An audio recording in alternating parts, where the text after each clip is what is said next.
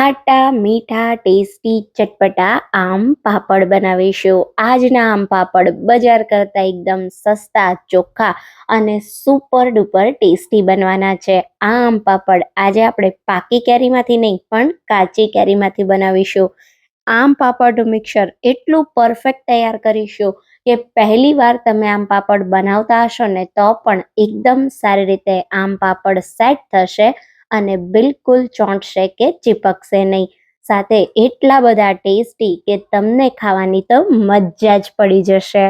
તો hello friends, welcome back to foods of fitness. હું છું અંકિતા વણજારા અને ચાલો રેસિપી શરૂ કરીએ. તો હવે સૌથી પહેલા એકદમ પરફેક્ટ માપ સાથે ખાટા મીઠા ટેસ્ટી ચટપટા કાચી કેરીના આમ પાપડ તૈયાર કરવા મેં લીધી છે 1 કિલો જેટલી કાચી કેરી.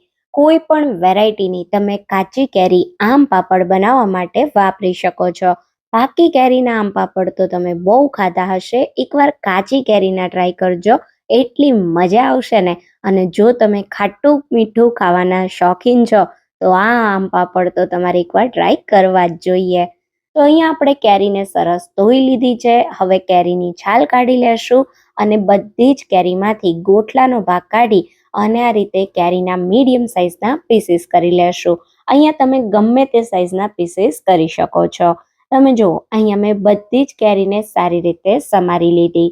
હવે આમ પાપડનું મિક્સર એકદમ પરફેક્ટ તૈયાર કરવા કટ કરેલી કેરીને કુકરમાં ઉમેરીએ. સાથે થોડા મસાલા પણ ઉમેરીએ જેથી આમ પાપડ એકદમ ટેસ્ટી બને. તો 1 ઇંચ તજનો ટુકડો, 1 તમાલપત્ર અને 5 થી 6 નંગ મરીના દાણા ઉમેરીશું. સાથે ફક્ત 1 કપ જેટલું અથવા કેરી હલકી ભીની થાય એટલું જ પાણી ઉમેરી કુકરનું ઢાંકણ બંધ કરી મીડિયમ ગેસની ફ્લેમ પર ફક્ત 1 વિસલ કરીશું. કુકરમાં 1 વિસલ આવે ને એટલે તરત જ ગેસને બંધ કરી દેવાનો. ગેસ બંધ કર્યા પછી કુકરને કમ્પ્લીટ ઠંડુ થવા દેવાનું અને કુકર ઠંડુ થાય પછી કેરી તમને બતાવું તો તમે જુઓ એકદમ સારી રીતે કેરી બફાઈને સોફ્ટ થઈ ગઈ છે. ખાસ ધ્યાન રાખવાનું, પાણી બહુ વધારે નથી ઉમેરવાનું. ફક્ત 1 કપ કે 200 ml જેટલું પાણી ઉમેરશો એટલે 1 કિલો સમારેલી કાચી કેરી સરસ બફાઈ જશે. હવે આમ પાપડનું મિશ્રણ તૈયાર કરવા સ્ટીલની કડાઈ વાપરવાની છે, નોનસ્ટિક કે એલ્યુમિનિયમ નથી વાપરવાની. અને સ્ટીલની કડાઈ ઉપર આ રીતે કોઈ જાળી રાખી બધો જ કાચી કેરીનો બાફેલો પલ્પ ઉમેરીએ અને એને એકવાર ચાળી લઈએ જેથી આમ પાપડનું ટેક્સચર એકદમ સ્મૂથ બને. હવે અહીંયા તમે 1 કિલો કેરી લીધી હોય એમાંથી ગોટલાનો ભાગ કાઢી લો, પછી જે કેરીનો પલ્પ વધે એની સામે તમને જોઈશે 400 ગ્રામ જેટલી ખાંડ.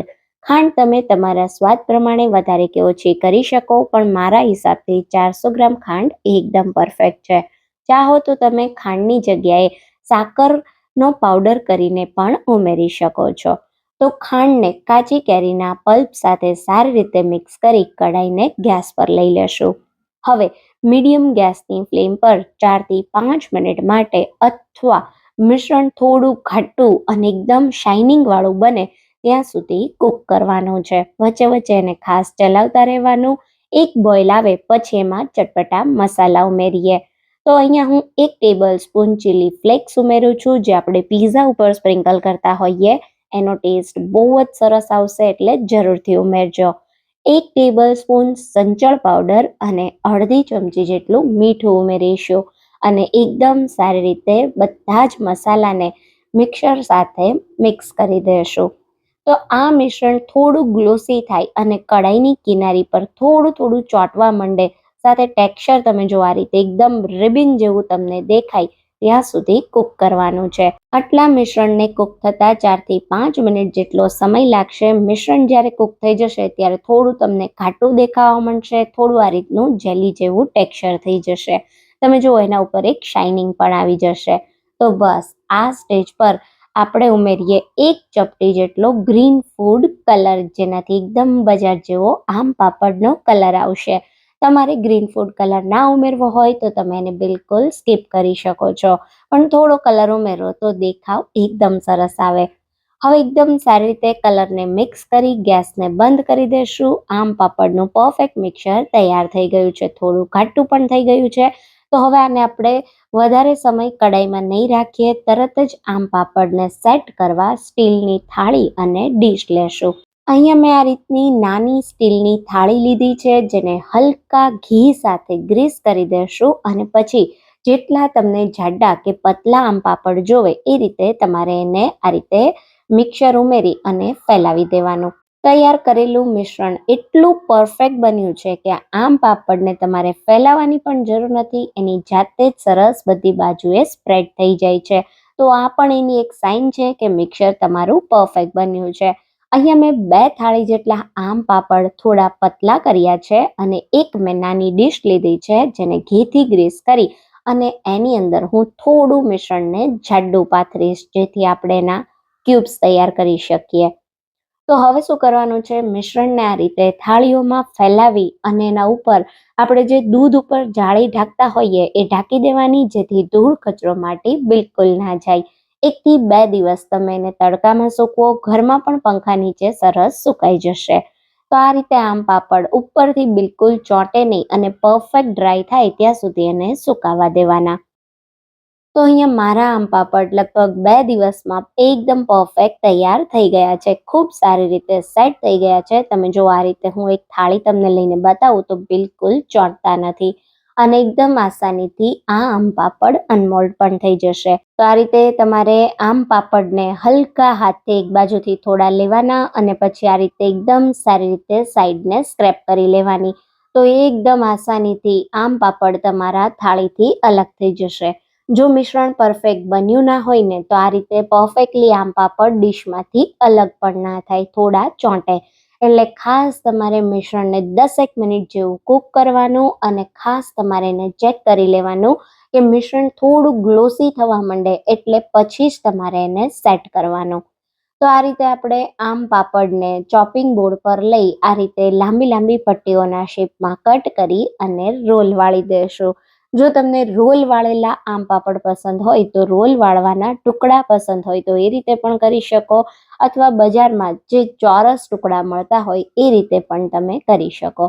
અહીંયા તમે જુઓ એકદમ પરફેક્ટ ખાટા મીઠા એટલા ટેસ્ટી ને કે તમે મારા કહેવાથી એકવાર ટ્રાય કરજો.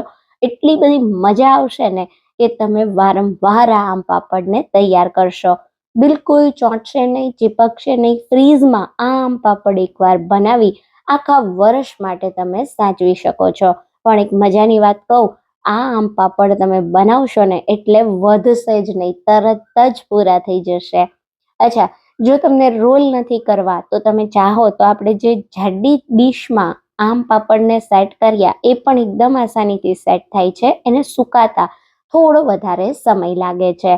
તો અહીંયા તમને એ આમ પાપડ બતાવું તો પણ તમે જો એકદમ પરફેક્ટલી અનમોલ્ડ થાય છે અને ખૂબ જ સારી રીતે સેટ થયા છે. તો આને તમે નાના નાના ક્યુબ્સમાં કટ કરી લો, અથવા તમને જે પણ સાઇઝના આમ પાપડ જોવે એ રીતે તમે કટ કરી શકો છો. તો તમે જો એકદમ સોફ્ટ, જ્યુસી અને જોતા જ ખાવાનું મન થઈ જાય એવા ખાટા મીઠા ટેસ્ટી ચટપટા આમ પાપડ તૈયાર છે. મારા કહેવાથી એકવાર બનાવજો, ખાવાની ખૂબ જ મજા આવશે અને તમે મને યાદ કરશો. પાકી કેરીના આમ પાપડ તો તમે ખૂબ બનાવ્યા હશે, એકવાર આ કાચી કેરીના આમ પાપડ ટ્રાય કરજો. જો તમને આજની રેસિપી ગમી હોય તો વિડીયોને લાઈક કરજો અને વધારેમાં વધારે શેર કરજો. તો ફરી મળીશું એક આવા નવા જ વિડીયો સાથે. ત્યાં સુધી થેન્ક યુ ફોર વોચિંગ.